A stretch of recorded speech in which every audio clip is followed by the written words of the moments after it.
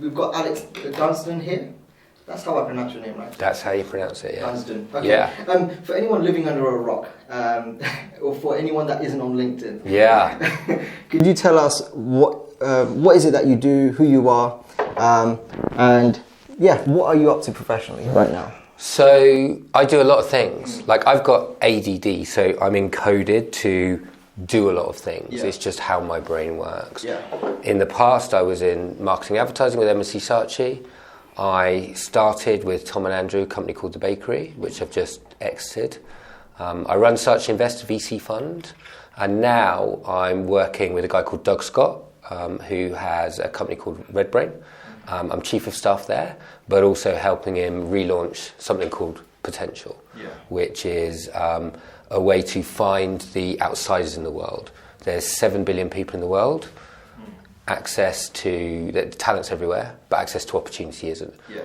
And we just see so much unlocked potential in these people where the system didn't quite fit. Yeah.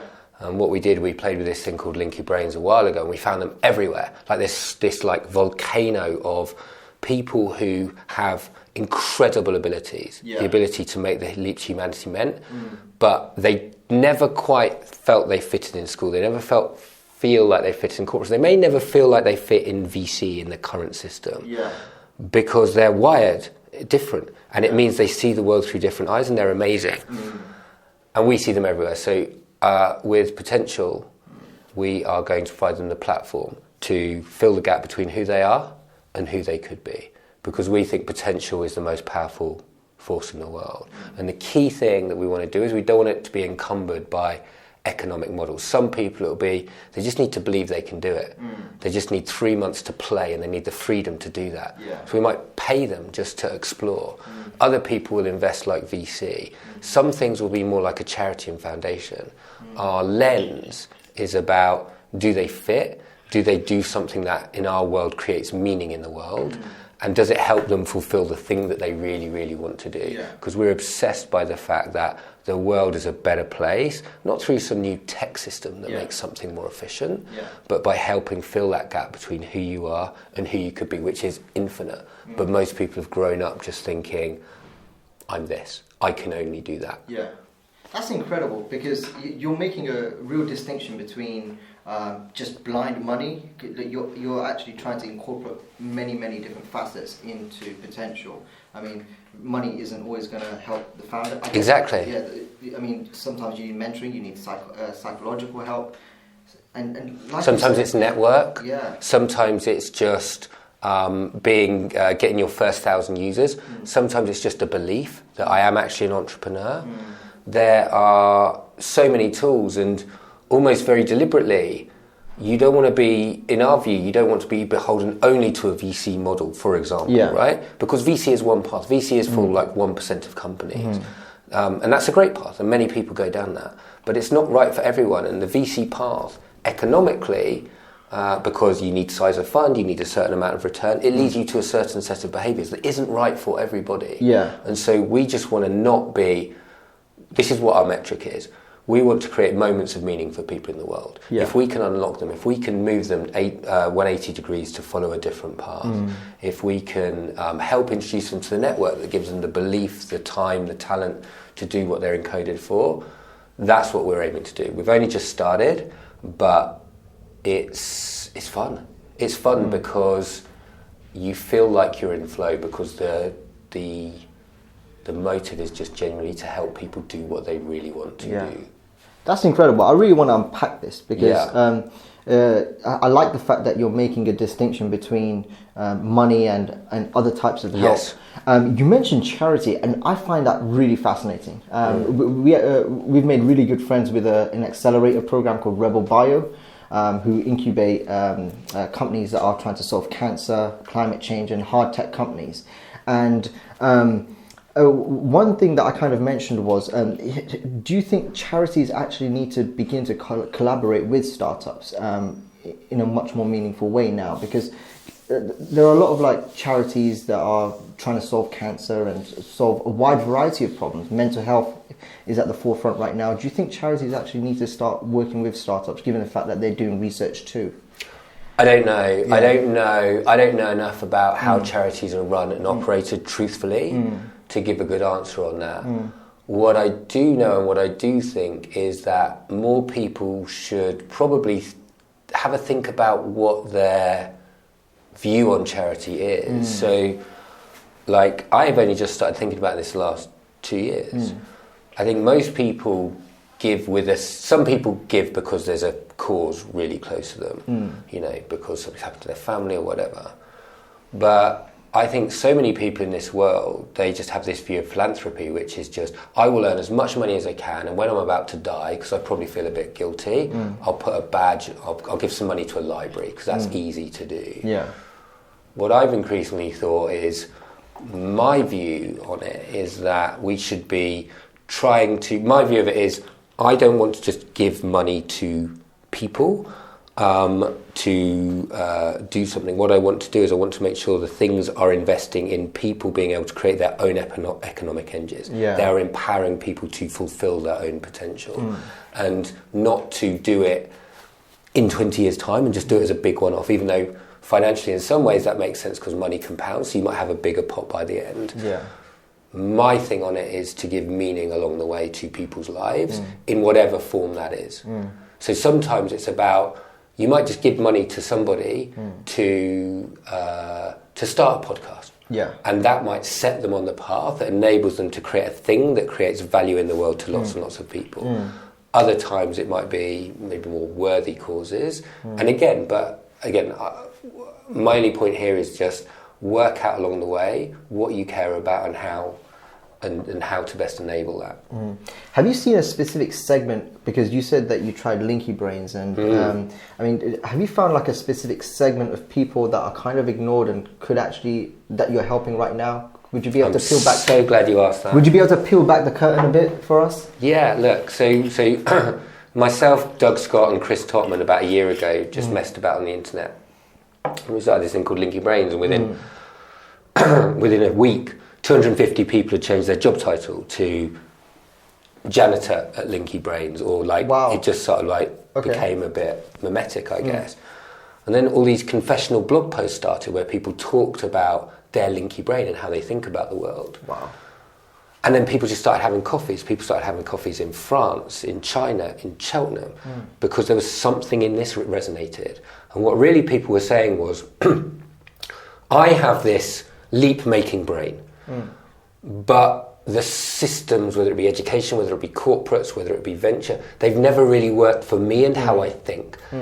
And out of that, we've become slightly obsessed by this notion that there are outsiders everywhere in the world. Yeah. There are people who somehow just don't feel like they fit. And there's been a bunch of things that's happened in their life that's made them feel that. They might not have had the right love, safety and belonging, they might have been dyslexic, they might have been ADD, or they might just have felt like they just didn't quite fit in school system because they just thought different way and they were just trying really hard. And these people have really unique perspectives on the world. But the thing that we kept finding is they feel like they're in a mental prison. They feel trapped. They feel shame. They feel like they can't be who they really are because they had to fit in the linear view of the world. They had to fit in a linear education system. They had to fit in a corporate that made them dig holes and made them do specific tasks. But inside them is just this volcano of like energy and things that they should do. So we want to, and they're everywhere, by the way. So they're sat in the corner of Deloitte.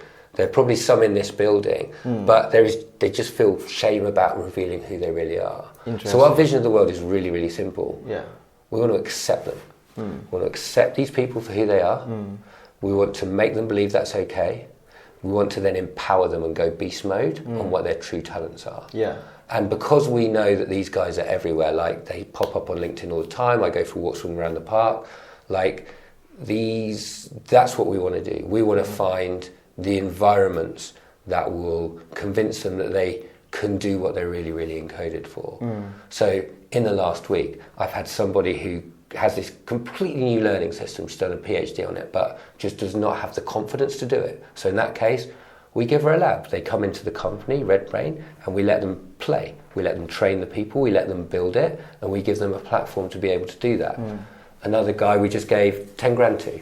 We gave him that because we knew that he was on a path to amplify ideas in the world. And we did that because we knew that would give him a certain amount of security to just explore and play and have that freedom to really understand what they really wanted to do. Because one of the insights we've got is that people just don't have the time to play anymore. They're so busy achieving and trying to be somebody else's view of success and executing and blah, blah, blah, that no one stops to go, what is it, who am I really and what do I really want? And that's what we want to unlock. And we've got a bunch of tools. We've got all the tools of the internet to hack and grow users. We've got huge networks. We've got money. There's a bunch of resources that we have, and certainly creative ways, tools, models, psychologies to think about the world that should, and this is probably the biggest thing of all, make them believe they can, make them feel secure and believe that they should do that thing that they really, really want to do, but just feel like they can't. Yeah. What kind of led you to go into the VC world, and kind of what were some of the core principles that are kind of enabled you to get to where you're at right now? Because you've left a company that you started. I mean, that's pretty tough. The core principles are turn off your brain. I'm a massive believer that the world is an uncertain place. The world is a complex system. Like, we all like to put order. We like to think it's a linear world where step 1 meant step 2 meant step 3. That's not how the world works. The world, if you think of it like a bunch of circles and lines, we're all a bunch of nodes in the network, and it's a complex adaptive system. Something happens, we react. Something happens, we react. Something happens, we react. My view on the world is I've got 2 models in life: optionality and serendipity. So I never want to blow up. I never want to be in any kind of horrible situation. I always want to go in any key decision. I'm always thinking, what are the options? What gives me optionality? What gives me choice? What is the decision that won't leaves me enough time to play and explore things? That's number 1. Number 2, serendipity. Have I opened myself to enough chance in the world? Some of the greatest things that happened to me have come from chance meetings with people that I met for no reason, other than I probably was scanning for it at the time and put my energy somewhere, and that happened. So to answer your question, the MNC SaatchInvest gig happened. I worked there. I was bored. I was about to shoot myself because I was so bored with the job I was doing. I looked at people who were like management in the advertising agency, and although I loved loads of them and they were all great, there was like, that just is not the life for me. And so I went and said to the CEO, I said, what do you want? I can do lots of things. Can I do anything? He's like, go and make an acquisition. I went and bought a company called Inside Mobile for them, which I think 2 years ago made half the group's profit. It's like an insanely successful company. And MNC Saatchi, it's been a 400 million market cap company, 144 companies around the world. One company, like, they've been, I think, the most successful company in the group by far. Now, I didn't know what I was doing, right? I just had passion, eagerness, and an ability to follow my nose. And off the back of that, I was like, well, you invest in, their model is to MNC Saatchi groups to invest in entrepreneurs and service businesses. So I'm like, you should do this for tech. I had no idea. I didn't know any VCs. I didn't know any entrepreneurs.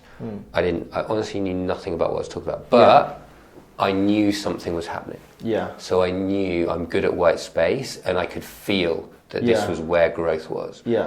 And to their immense credit, they went, okay. And they gave me money to go and invest in Citymapper, was the first deal we did, 2 weeks later. And, then we did a deal called Everything. And since then, we've done 25 investments. And for me, it's just been a constant opening of the world, just going, oh my God, look at how much I didn't know. Till you sort of get some sense of, oh, actually, I know the game. When you know the rules of the game, you understand how to play it, you understand the players, and you can hopefully make it successful. But the thing in venture is it's a 10-year-long fund cycle, so you've got ages to know if you're any good or not. What are some of the rules of the game in venture? Here's the rules of the game. I'll just give you a few off the top of my head, okay? So, the first thing you need to understand is that it's a power law. So let's say you make 25 investments. It's not a normal distribution. Law number 1 is to know that out of every bet you make, there's going to be 2 or 3 that make you all the money back, okay? So out of those 25 bets, and this is what entrepreneurs don't understand, VCs end up not caring about most of you because you just do not make a difference to their return in their portfolio. Okay, so number 1 is the power law. I think rule number 2 is you're actually playing a common knowledge game. So every VC, I believe that investors consistently underestimate the level of bias they have. We all do as humans. We all assume we're these autonomous, really rational decision-making creatures. We're not. We're contextual, we're emotional, we have all sorts of biases. I talk about VC as a common knowledge game. Yeah. So your bet is not to bet on a startup that you think will be most successful. Interesting. The game you play is you have to bet on the one that you think everybody else will be most successful. Why? Because as a startup, you don't have profits and revenue, right? Yeah. So if you don't get that next round of funding, you die. So I could pick you and I go, oh my God, this is amazing in the world. If no one else in the investor class does, and I don't have loads and loads of follower money, which I don't have, the company dies, right? Wow. So the game is, and I'll give you the best example of this. So the game is to bet on the thing that you think everybody else thinks will be successful, right? Wow, okay. Now, no one will admit that's the game they're playing, right? Because you can't say that to your peers, the people they get money off. You can't go to Fidelity or whoever and just say, do you know what? We just invest in the things that we think everyone else think would be great. So like, why would we give you money? Yeah. So everyone has this illusion of control, this illusion of their own genius. Yeah. But a lot of VC is, you can argue that within a universe, a monkey with a dart might be as good as picking winners. Why do Index and Excel only get 3 out of 20 winners? Why do EF only have that many winners? You can't pick. You have to make lots of bets, and over time, some will come off, some won't. Yeah. And most people won't admit to that degree. They'll overemphasize skill and underestimate luck. And I'm not saying there's not great VCs out there. There's better than others, and there's degrees. Yeah. But what I will say is everyone consistently underestimates luck and overestimates skill. Yeah. And just to emphasize common knowledge game for people who don't get it, John Maynard Keynes 1936, 1935, I think, I might have that wrong, said, right, there's a newspaper advert, you've got a double page spread, your job is to pick who you think the most popular girl is. Okay. Now the key word there is most popular. If you thought you could win the prize by picking the girl who you thought should win, you would lose. The game is that the most popular means you have to pick the one that you think everybody else will best vote on. Yeah. So that's the difference. Wow. You don't bet on the one you think's right, you bet on the one that you think everyone else will think is right. And that's why Mark Andreessen says something, Peter Thiel says something, they say this area is hot, that area is hot. People listen to TechCrunch, people listen to other networks, people don't understand. You only understand how influenced you are by that stuff when you step out and you can straddle worlds. Wow. Okay. And so that is, I think, an insight on VC that I don't think many people talk about. So, I mean, you said that there are some VCs that are better, some that aren't. I mean, would you classify that in terms of the value add they can provide entrepreneurs? No. Partly, in terms of like product or mentorship or psychological help? So here's the game. So there are different levels of value add amongst VCs. There are some who are amazing, who really care, who can add value in all sorts of ways. The thing about VC is this is how the game works. In VC, your game is to get the most money and the best brand. So how do you get respect in the world? It's not actually through your value add. It starts with how much money you have. So if you've got 40 million, 50 million, 60 million, 70 million, 80 million, you're going to be perceived as more valuable than the person who's got 20 million because you have a bigger check. And also you have a better brand. And so really the game in VC is get the most money, have the biggest brand, get the best entrepreneurs. Once you do that, you can have a flywheel effect. Biggest brand, most money, best entrepreneurs, raise more money, reinforce the brand, get the best entrepreneurs. And that's the game. When you can get to that level, you become a top tier fund. It's a game. It's a game. It's a game of perception. It's a game of and they do a lot of work hard. Go on. Could you go as far as calling it a Ponzi scheme? No, people do. I would never say that. Yeah. Okay. In terms of people, wanting to go into VC, I remember listening to a previous interview of yours. I thought it was quite insightful. Would you be able to kind of go over that in terms of how people get in VC? Yeah. Or what's the best way? Or I don't think this would be my view. Okay. Yeah. So VC is very much a relationship game. Okay, and it's about reputation. And so if you wanted to get in VC, I wouldn't sit like. There's very few roles that come up in VC. Okay, and so my game would be I'd optimize for serendipity, and I would optimize to be known as the most helpful motherfucker out there. Yeah. And so all I do, and frankly, this is what I did when I started. I knew no one. Yeah. I just went out and just helped everyone. Yeah. Right, and it was my job at the time. But even if you're not in the job, because it is a job, VC, by the way, everyone makes it out like it's this like God-given. It's a job. That's what you do. So you just go, this is what I do now. I would literally go, I'd do a matrix of all the major players. So I'd start with, say, the top seed fund. I'd work out who's there, and then I'd work out below who are there and all that. And I would literally go and I would try and find where they go to events. And I would start meeting them. And I would go and find, and at the same time, I'd go and find startups that was interesting and I thought I could help, and who'd maybe raise money, and maybe the people who they'd invest in. I'd just go and sit in their office and I'd say, right, give me a job to do, and I'll do it for you. And over time, people go, fuck, that Alex is great, can you get him on board? And suddenly, you have this relationship, this reputation is a thing. You could even build up a portfolio of, if you don't have cash, maybe you could do a portfolio of advisory work. 10 startups you've done advisory work for, so you've got a portfolio. Makes you more interesting, makes you more likely to get a meeting. Get a letter from 4 great founders who've raised a Series A, who say, this guy is unbelievable. I would have him on my cap table like that. So I would absolutely do it through building reputation, through being useful and helpful, rather than any of the normal ways. Do you think there's a clear would you be able to kind of extrapolate and kind of explain a couple of the upsides and the downsides to the amount of capital flooding into the London startup ecosystem? I mean, on the one hand, it provides a ton of opportunities. On the other, it creates a massive amount of inefficiency and kind of entitlement amongst founders. Would you be able to kind of highlight a couple of the differences would you be able to kind of highlight the good and the bad? Well, the downsides for investors is that fund returns will be depressed. When valuations get very high, if you look back at all the data, fund returns get depressed. It's much better to be investing in, say, 2009, just after the crash, versus 2019, when we have this like what's it called? Heroin, crack cocaine, can't think of the drug where you just give it adrenaline, right? So if you ask me when would I like to be investing, now or then, or maybe after the next crash, if it happens, then absolutely. Yeah. It's also because there's less competition. It's harder to win now. If you want to win a deal, you want to win the best deal, you have to bid up, you get bid up, you get bid up, you get bid up, and it's just harder to play. Just is. Yeah.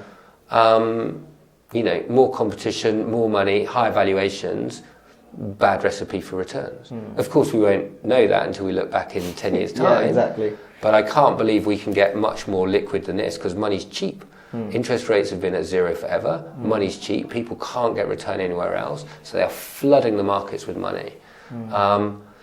What's the downside for startups? Bad discipline.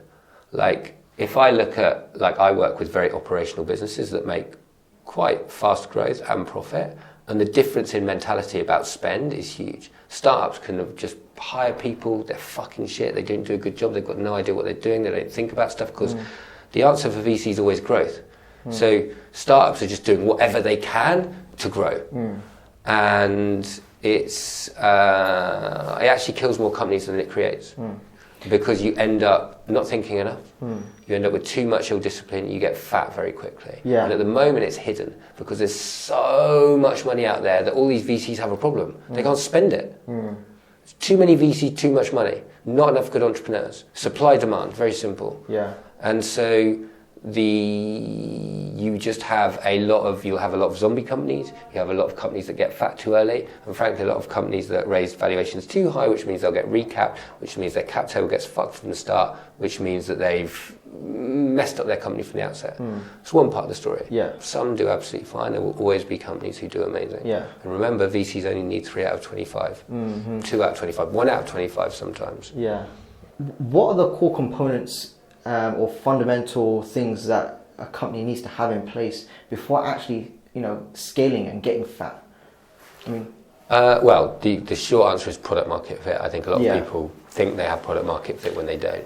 My big observation on this is, I don't think startups make nearly enough experiments. I think they get pressures from their investors to pick a path and to do something. And I think most aren't good at growth hacking. I don't think they spend enough time playing. I don't think they spend enough time thinking. I think the pressure to grow and the pressure to give the right answer and to produce this illusion of certainty in a very uncertain, complex world means people pick things too early. They go down the wrong path and they end up stuck. You want to be you want to be hacking users onto landing pages and testing the biggest. There was a thing I saw a video, I think it was Brad Feld once did, where he asked a room to go, how many of you have shipped a product in the last month? How many have shipped a product in the last 3 weeks? How many shipped a product in the last week? How many have shipped a product in the last 2 days? And the people who ship with a cadence of every few days, you'd always back them to win because they just have more data and bigger feedback loops. So that would be how I think about that. I love the fact that you're saying playing. And I remember listening to Vinod Khosla, and he specifically mentioned a story about when he spoke to Jack Dorsey, and he implored Jack Dorsey, out of the 100 million he raised, he made Jack Dorsey to, do 10 experiments with £2 million each while he was running Square. And what surprised me about Square was none of the people on none of the executives were from a finance sector, so they had a massive pool of diversity, people coming with different opinions, and they had a massive culture of playing and trying different shit. Do you think startups really need to start? Do you think startups need to take on that mentality? But then how can you when you're strapped for cash? Do them fast. Do them fast, and don't make decisions too early on what the right product is. Playing is really important. It's how we learn. When you're 2 years old, you learn how to do a phone by picking up a banana and chatting to it. You work out how to cook by pretending to pour a tea set. You're playing, you're working out the world. It's how humans learn. We learn through play. It's exactly how we work out the world. If you watch kids, you watch 4-year-old kids and they just make up games. They don't know what they're doing, but they all work out, they've got rules, they all work out, they're playing. And that's how you learn, that's how we as humans learn. And the purpose of a startup to get to product market fit is to learn what the market wants. And to learn what the market wants, I think many people would be way better just working out how to play and create and spending more time on that and less time on, we know what we're doing, Mr. Investor. Or if, And by the way, so I think everyone's culpable of money and time. Think of those as two variables. Everyone thinks money is the answer. I think time is often the answer. Nobody, because of, again, the VC, once you're in VC, you're right, this is the game you're playing. The game is, very simple, the game is, we need to raise again in 18 months. So you've got to get to this metric in 18 months, right? Now, that's depression number one. And then you've got to go all the way up the chain, Series A, Series B, Series D, Series B, Series E. So you're going to just rely on getting external funding all the way to the end. And you're going to be a $1 billion company because, by the way, that's what our fund returns expect you to be. And of course, you're not ambitious unless you don't want a $1 billion company, are you, Mr. Entrepreneur? And so everyone starts playing this dance. And so there's pressure all along the way as the entrepreneur to spend money for growth. And the answer is always, well, grow. Google, Facebook. Just spend all your money there, grow. Get users. Are they the right users? Are they the right time? Do we know what the thing is yet? Just grow. Grow. And actually, sometimes you need time. Sometimes you need to play. Say you had 2 years instead of money. What if I said, right, don't spend this money all at once. You've got 2 years to find product market fit. And I don't want you to spend too much early, but I want you to measure your number of experiments until you know what you're building. I reckon you'd have 30% more successful startups. Because they wouldn't fuck up and make all the mistakes because they're on this ridiculous path that has been deigned, not by VCs, but by the VC model. We need a return in 10 years. Therefore, to get return in 10 years, we need you to grow at this pace and go up these metrics like this and raise this funding at this time. It's not wrong, it's not bad, it just is. My thing to every entrepreneur is just know the game that you're playing. So I don't think many stop to question the game and understand the rules of the game and therefore work out how to play the game. In terms of you investing now, if you were to invest in 20 years' time, what do you think you'll be investing in? 20? And the reason people who... My definition of work is meaningful work with people you love. Yeah. I want models where I start with a person. I want to not care what they do as long as they go on their true path. Okay? So what do I want to invest in? The people who, I want to be the gap between who they are and who they could be. And I want to unblock all the things that get them there. So I actually don't care. I don't care the industry, I don't care the thing. What I want is I want to care about them, and I want a gang. I want a gang of people I don't mind spending every single day of the week with. I want to be phoned up and go to their house on a Tuesday. I want to go to another person's coffee shop on a Wednesday, and I want to just live life in flow, where I'm helping all these people live meaningful lives that they love. Yeah. And I don't care what they do, as long as they find meaning in it, and it unlocks. I want to create economic engines where they wouldn't normally have existed. I'm really interested in this fact that there's 7 billion people in the world. Yeah. How many brilliant people are there who just don't have the same luck that they were born as in my case, white male in the middle of the UK in late 2000, with near London, with economic prosperity, record low interest rates, declining forever, stock prices going up like that since the 1980s. That's luck. What about all these people who haven't been given that, who are great, but they just don't look right, or they haven't been given the opportunity, they just don't know because they've not been told, but they're brilliant. Them, there's loads of them. It's a never-ending task. Do you foresee a world where like investors will actually like take a stake in the person's future as opposed to their company? I mean, it's a bit. I remember reading a study in Harvard, and there was a group of 10 friends, and they've stuck to it, and they're about 3 years away. Yeah, my only thing on that, so yes, and there's been various. I think there was an MBA star that's done it on the blockchain, which may be gimmicky, maybe not. I don't think the thing scales properly yet. Yeah. You can argue people like EF are sort of doing it with their talent investing model. My thing with that is just, is it a good... It depends on the model. Is it a good model for the person? Because if you're investing in the person and you take, for example, 1% of everything they earn as one model, or 1% of the companies that they create, that's potentially very value destructing for the entrepreneur. Yeah. You know, Quasi-slavery. Slavery is a great thing. Like, I look at the world now and I go... most people are wage slaves. So we go back and we look at slavery in the deep south, and we go, oh my God, what a terrible thing. Will we look at companies making slaves of people's time? If time becomes a more important construct, becomes more of a currency that we value over money. Because money's role really is to buy time. That's really what you're using money for. You're using money to buy you time freedom. You want money to buy you the life you want, the time you have. You want the choice to spend time the way you want it. And I'm like, we've developed a world where, what is it, the third most addictive substance in the world is the monthly salary. And it is fucking addictive. But I just wonder, will we look back on this as these ages as wage slaves, where we will create so much economic prosperity that the idea of somebody owning somebody else's time, 9 to 5, just seems anachronistic. Don't know. Yeah. Hopefully we'll be looking back at that 50 years from now. In terms of, there's one thing I really wanted to talk to you about. Have you seen... Okay, fuck it, I'll ask it. Are there terms that you think founders should just really avoid when they're going through the pre-seed and the seed round? Because, certain terms... No, I think they should be... This is what I think. Me and you are chatting. For me, it's a miracle we can communicate with each other. Okay? We have different brains, they encode differently. There's a space between us where we can understand things. When every entrepreneur's pitch, very, very few pitch within the frame of the VC. So what do VCs care about? Most entrepreneurs don't care, they just chat about their thing. But actually, VCs care about, can they get to the next round? They care about fast growth topics. They care about, do you understand your cost per acquisition, which they shouldn't do actually when you're really early in the seed round, because it's too early and meaningless, but whatever. There's a certain language and things that they want to see that will help them. Do they understand the game? Will they be able to raise the next round of funding? Do they give me confidence that this is a CEO who can lead a big company going forward? If you really understand all those things, you can then do your pitch within their frame.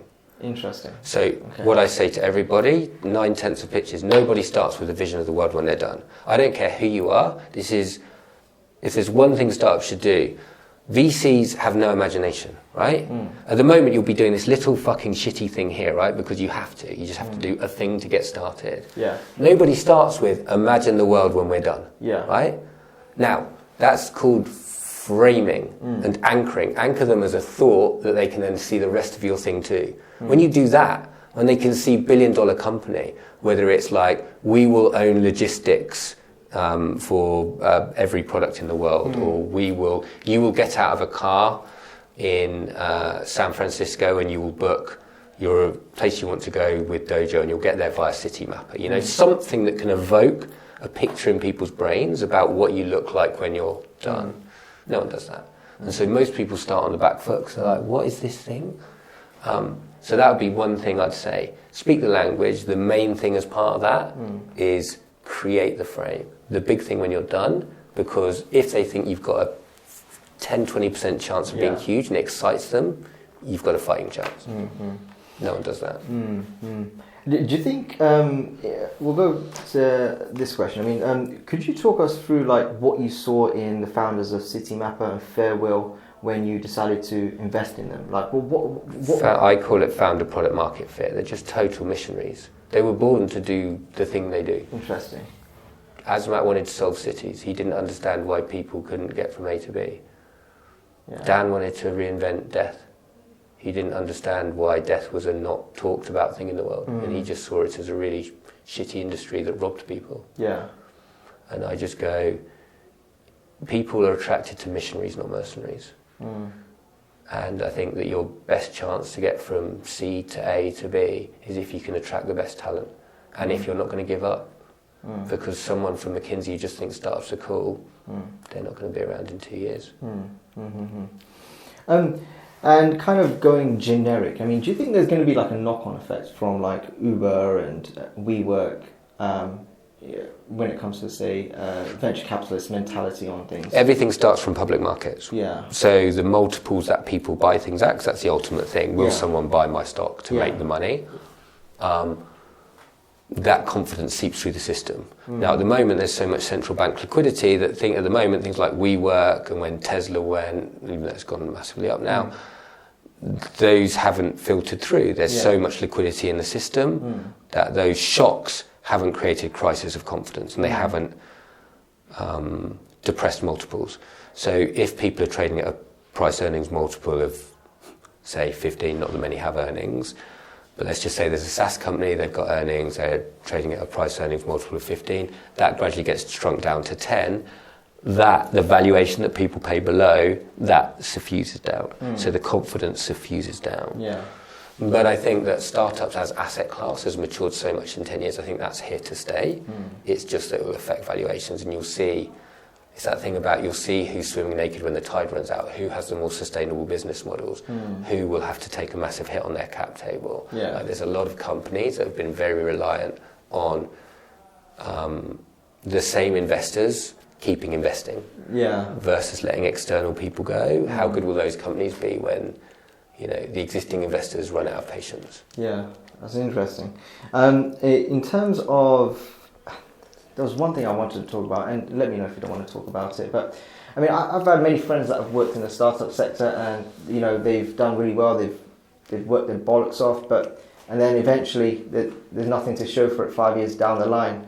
The company's gone to like a Series C. Do you think there needs to be like an extra pool of liquidity for early startup employees? I think there needs more education. Okay. Like the amount that people are sold this startup dream. Yeah. Whereas founders get fucked all the time by liquidation preferences. Like so many founders end up with nothing. Yeah. They end up diluting, and they get 5 years down the line, they're like, holy fuck, I've got that much of the company, and now I don't care anymore. It's a very untold story of VC. VCs love telling the story. You're ambitious, you'll be Mark Zuckerberg, you'll be Jeff Bezos. Yeah. It's like a fraction of the people who make riches from it. Most people make fuck all because they get screwed. Not screwed, like not bad behaviour, but just this constant dilution. Yeah. Like I like VCs works, and especially if you're a top tier fund. My thing's only about know the game you're playing, right? If you want to go big, I asked you, what number do you want? You're like, I don't need very much money. So you wouldn't, for you, it feels like control is more important. I'm like, great. Probably don't get loads of VC money. Get something that gives you revenue. Do you know what I mean? Maybe someday it'll be VC ready, but you'd have to force yourself down that path now. So my thing is just pro-education. I just think that most people should think more about that stuff. If you look at stats, many founders get diluted down to not a lot. And then that kind of trickles down to the... Not everyone, it's just, again, my point is not that it's wrong, it's perception versus reality. Yeah. So you will look at really successful exits, often founders get almost nothing back, even though the headline says great exit. Yeah. That story needs to be told more. Just because I care about people's lives, and if people are spending 10 lives doing something that ends up not achieving what they want to achieve, they just need to know the risk. Quick fire round. Yep. Most valuable purchase under £100? YouTube subscription yearly. So you don't have the ads? Yeah. I bought premium. Like, for me, it's the greatest... it's an unbelievable learning resource. Like, 'cause I'm no good at loads of books. Yeah. I'll spend, like, so much time just, like, diving through videos and all sorts of crap. I just think it's the most incredible learning resource humanity's ever seen. What book would you give to a fellow startup founder? Maybe in fintech or in insurtech specifically?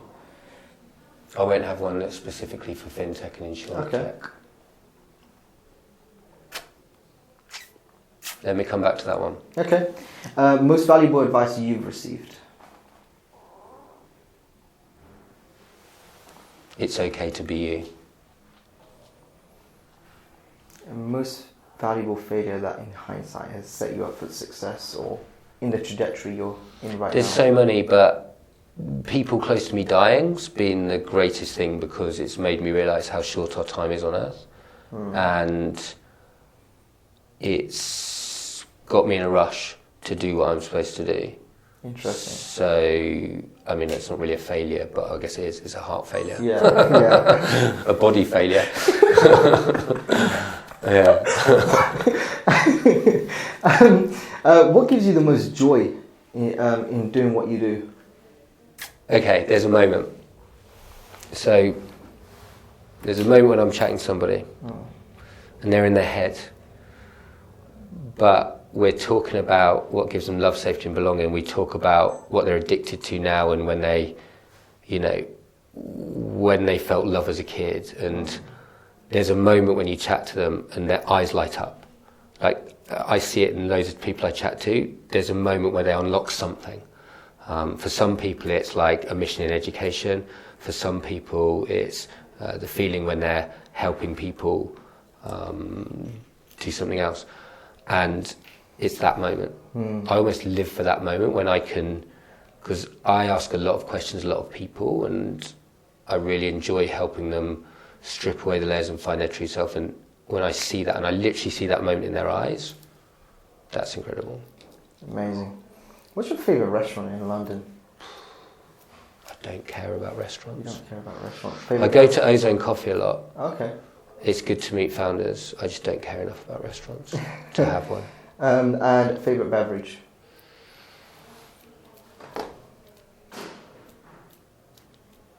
I like Prosecco and gin and tonic and whiskey. Those three, not together. That'd be tragic if it was That together. would be tragic. And the book, I want to think about the book. The book I would give to people, to a startup founder is... I'll tell you one I'd give. There's one by a guy called Scott Adams called Win Bigly. And it's all about persuasion. Interesting. And the reason I do that is I think lots and lots of startups are terrible at selling. And they're terrible at persuading people, but the one thing you need to be great at is persuasion. And you need to persuade investors to come on board. You need to get clients. You need to get employees. And that's all helping people believe they can have what they most want. And Win Bigly by Scott Adams does that through looking at how Donald Trump, who's a master persuader, has managed to get to president through the powers of persuasion. That's incredible.